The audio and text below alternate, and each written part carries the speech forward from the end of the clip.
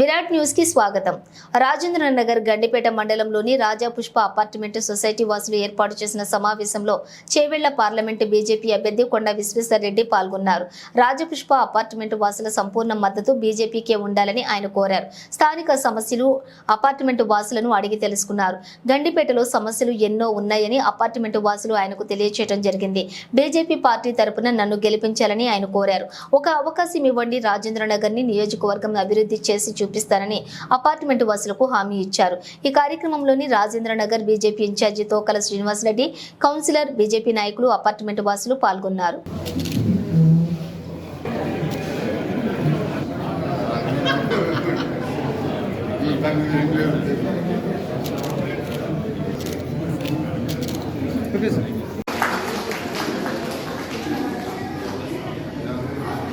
Sir వీరి గురించి నాకున్న కొంత గొప్ప information 2013 and 18 very good entrepreneur, faculty too, great faculty who has as a parliamentarian he is also awarded as a US patent. So what we heard is like you care more about the nature, you do give your valuable words to our society.